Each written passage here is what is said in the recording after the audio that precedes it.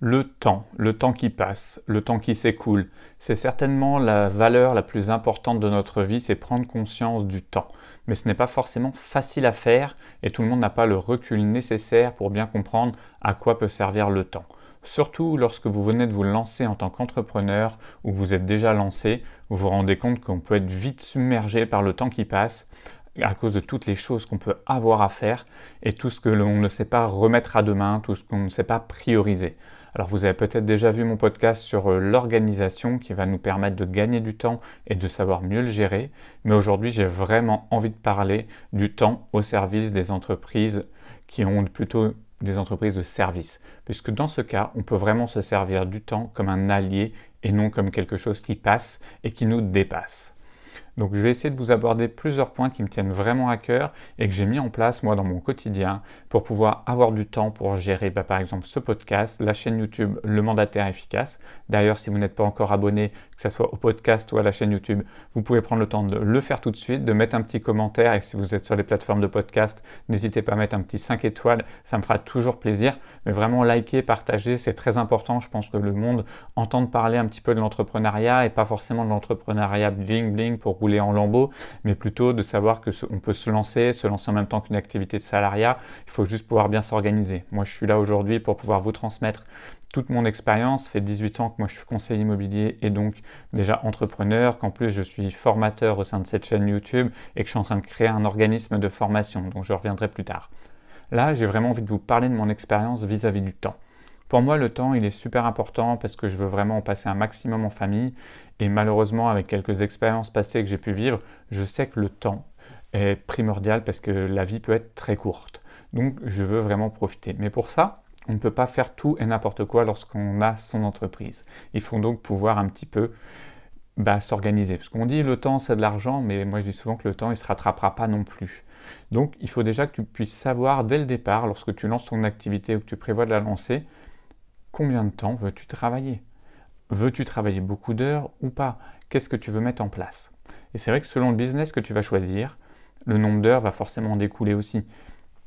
Tu vas avoir certains business où tu vas être obligé de travailler beaucoup sur le départ et peut-être moins après. D'autres où tu vas devoir travailler tout le temps beaucoup. D'autres où tu vas pouvoir travailler moins. Ça va dépendre un petit peu aussi de ce que toi tu as envie de faire. Donc moi je pense que le premier exercice qu'il faut absolument faire, c'est d'essayer de savoir combien d'heures tu es prêt à mettre en place pour ton travail.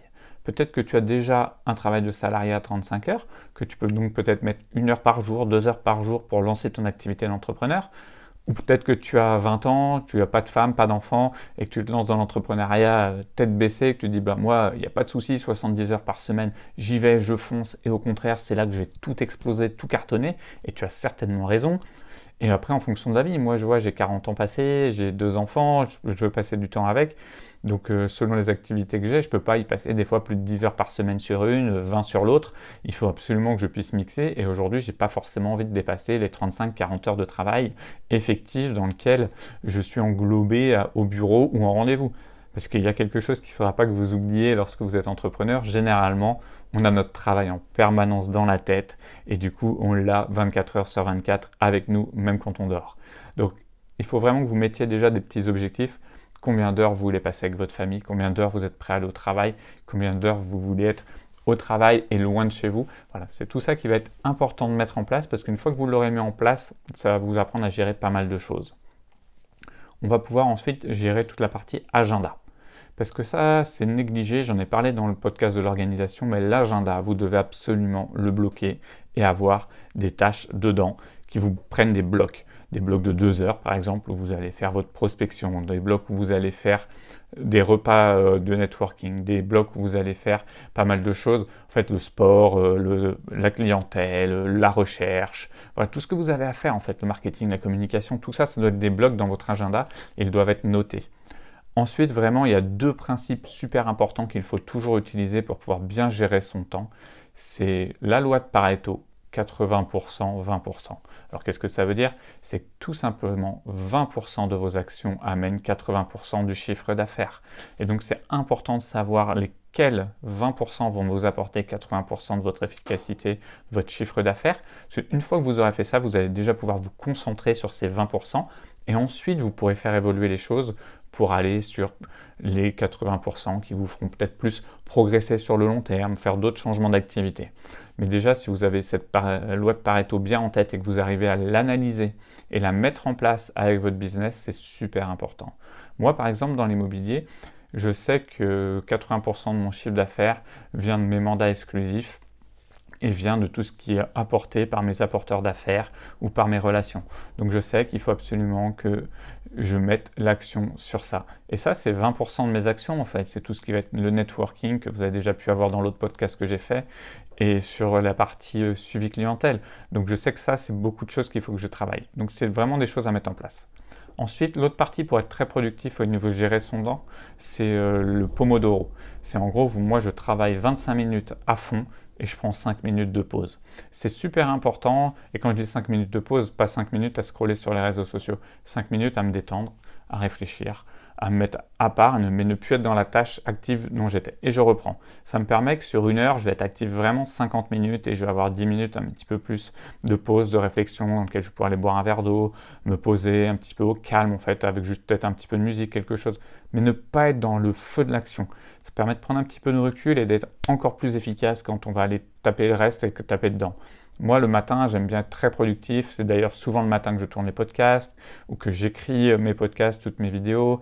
C'est le matin que je relance mes clients. Je fais beaucoup de choses le matin et l'après-midi est plus consacré aux rendez-vous, aux petites activités. Mes visites sont souvent l'après-midi. Mes prises de photos sont souvent l'après-midi par rapport à mon métier. Donc ça, c'est très important. Et c'est très important de vraiment prendre le temps de vous fixer cette étape de temps et de gestion d'agenda. Ensuite, il y a quelque chose qui est très important pour toutes les entreprises de services et je vais essayer d'y passer du temps pour que vous l'ayez en tête. Il y a toujours le temps qui revient, mais en fait, il faut savoir offrir du temps. Quand je dis offrir du temps, ça va dans plusieurs choses. Vous voyez, moi, par exemple, le fait de faire ma chaîne YouTube, le mandataire efficace, pour donner des conseils aux mandataires, j'offre du temps, j'offre de la valeur à ce que je vais donner aux gens, j'offre mon expérience et tout ça, bah oui, ça me prend du temps.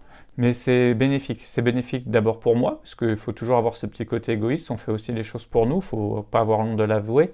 Et pourquoi c'est bénéfique pour moi? Parce que le fait de faire des vidéos, de parler de mon métier, ça me fait tout simplement aussi reprendre moi les choses, me rendre compte qu'il y a certaines choses que je ne fais plus bien, donc je me remets de mon côté.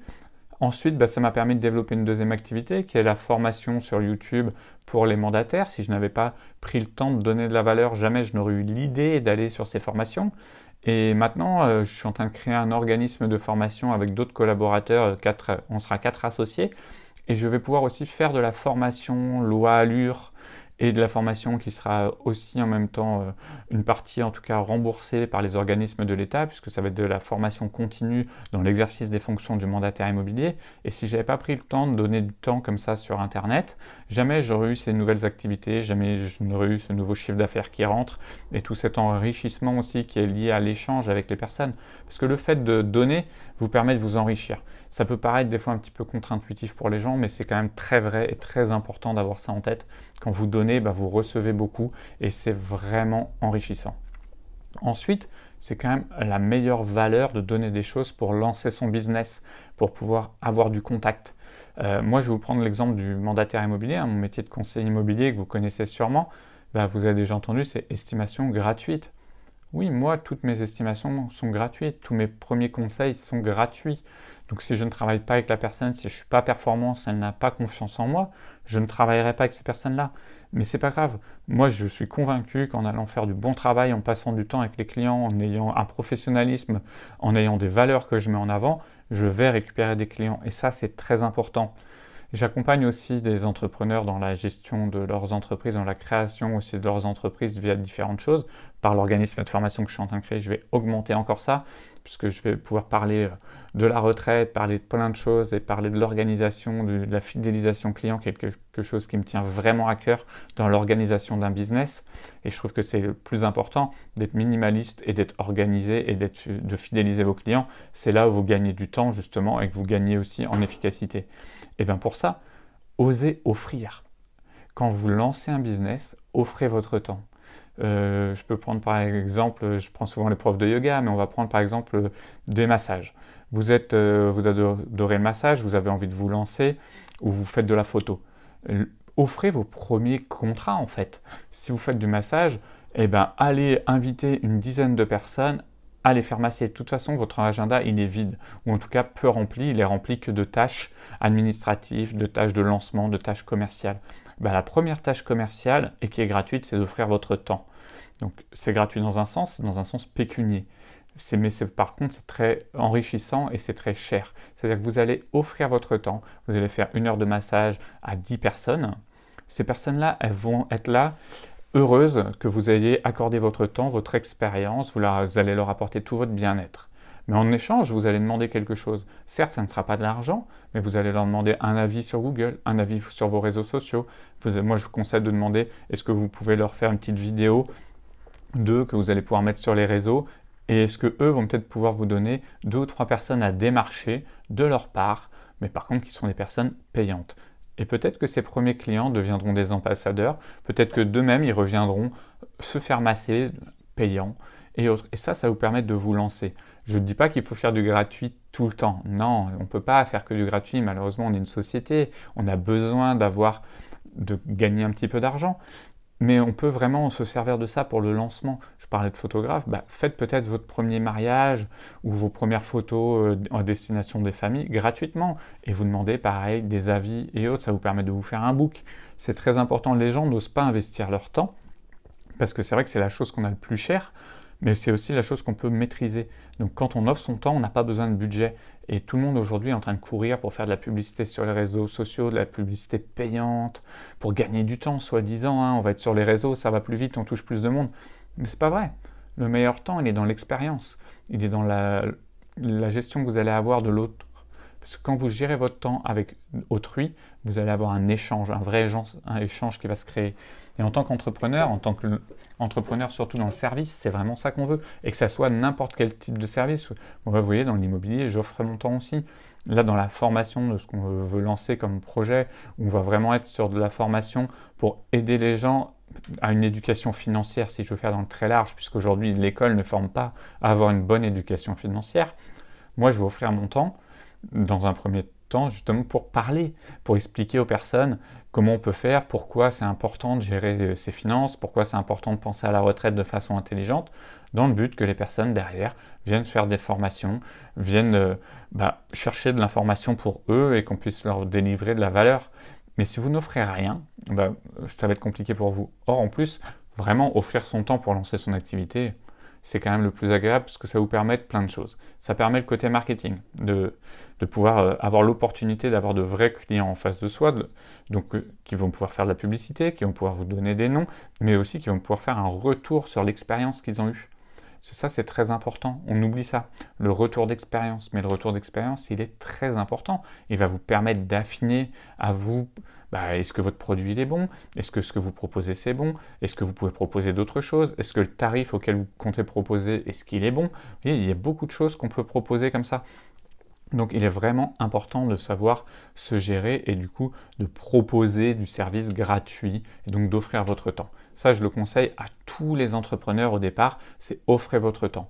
Et même dans la continuité, continuez à offrir votre temps. Ça peut être pour plein de choses. Par exemple, dans l'immobilier, moi, ça m'est arrivé d'aller donner des petites conférences gratuites, des cours. On peut toujours offrir son temps. Vous pouvez être, par exemple, si je reste sur une profession de bien-être, on peut peut-être aller offrir son temps de temps en temps sur une journée d'organisation. Il y a plein d'organisations bien-être, peut-être dans les EHPAD, on peut offrir son temps. C'est enrichissant tout le temps et vous allez retrouver plein de choses. Ensuite, une chose qu'on ne prend pas assez au sérieux, c'est vraiment de s'organiser. Je vous ai parlé, moi, de savoir un peu combien d'heures vous voulez, de gérer votre agenda. C'est une première chose. Mais ensuite, quand je parle de l'organisation, c'est de savoir être simple. Tout le monde essaie d'être compliqué. Je ne sais pas pourquoi. Moi, ça me rend fou à chaque fois que j'utilise mes services de formation, que je forme ou que je coach des mandataires immobiliers. Pourquoi tout est compliqué dans votre organisation? Pourquoi du coup votre gestion du temps est ultra compliquée? Faites simple. Plus vous serez minimaliste, plus vous allez gagner du temps et plus vous serez organisé. Pas 50 applications sur votre téléphone, pas 50 réseaux sociaux. Soyez simple. Choisissez le réseau social qui vous est le plus cher, dans lequel pour vous il y aura le plus de relations entre là où il y a votre cible clientèle et là où il y a votre point fort. Ensuite, ne passez pas 3 heures dessus, faites des actions utiles. Utilisez vraiment la loi de Pareto partout. N'oubliez pas 20% des actions, 80% du résultat. C'est vraiment ça qu'il faut être. Et comme vous voyez, 20% des actions, c'est simple, c'est minimaliste. Il faut être sur ça tout le temps. Ayez ce côté minimaliste. Pourquoi vouloir acheter du matériel, donc perdre du temps à se renseigner sur quel matériel il faut, quelle chose il faut? Est-ce qu'il y a besoin de tout? Est-ce qu'il y a besoin de tout ça pour être efficace dans votre métier? Est-ce que c'est là où vous allez gagner du temps? Est-ce que c'est là où vous allez être productif et donc gagner de l'argent? Parce que je vous assure, le temps, c'est le nerf de la guerre. Que ça soit parce que vous voulez profiter. Donc moi, c'est vraiment mon cas. Je suis plus dans le cadre où j'ai envie de profiter de la vie, profiter de mes enfants, profiter du temps qui m'est accordé. Donc, si je ne suis pas efficace, je n'aurai pas ce temps. Mais peut-être que vous avez envie d'être très riche, d'avoir un business qui prospère, de faire des millions d'euros, de scaler votre entreprise. Mais si vous ne savez pas vous organiser, vous ne pourrez jamais faire progresser votre entreprise, vous ne allez jamais faire exploser votre chiffre d'affaires. Il faut vraiment que vous soyez dans ce côté minimaliste au départ des actions pour pouvoir être au top. Donc si vous avez déjà vu mes podcasts, j'y reviens, mais vraiment vidéo sur l'organisation, sur le networking qui est sorti la semaine dernière, qui va vous permettre un petit peu de comprendre à quel point des actions simples peuvent avoir de gros impacts. Et donc un faible temps de mis en place dans son travail va apporter de très gros résultats. Et c'est pas le fait d'être éparpillé, de penser qu'on est partout et qu'on est tout le temps présent au travail qui va faire les choses. Non, il faut que vous ayez un temps de qualité, un temps reposé. J'aimerais que vous me disiez d'ailleurs en commentaire si pour vous c'est important d'avoir un bon état d'esprit, un bon mindset. Je pense que je vais vous faire un podcast sur le mindset, sur l'état d'esprit qu'il faut avoir, sur le côté optimiste qu'il faut avoir pour pouvoir percer, persévérer et réussir dans son entrepreneuriat parce que c'est pas simple. Il faut arrêter de croire que c'est facile. D'ailleurs, je donne pas mal de conseils aussi sur ma newsletter et j'aborde aussi tout ce qui est finance. J'aborde aussi un peu la gestion du temps. Donc n'hésitez pas dans le premier lien, je crois que c'est un des premiers liens dans la description. Vous pouvez vous inscrire directement à la newsletter, elle est gratuite. Vous recevrez tous les vendredis matins une newsletter en rapport à l'activité et à tout ce qui peut se passer la semaine, que ce soit au niveau finance, au niveau immobilier. Je vais essayer de vous donner un maximum d'informations et s'il y a des informations que vous aimeriez avoir, vous n'hésitez pas, vous me faites un retour et je serai le premier ravi à vous les fournir. Donc voilà, si je vous fais un petit récapitulatif au niveau du temps, pensez vraiment que c'est ce que vous avez de plus précieux et en même temps c'est la plus belle valeur que vous avez, surtout si vous êtes sur une entreprise de service.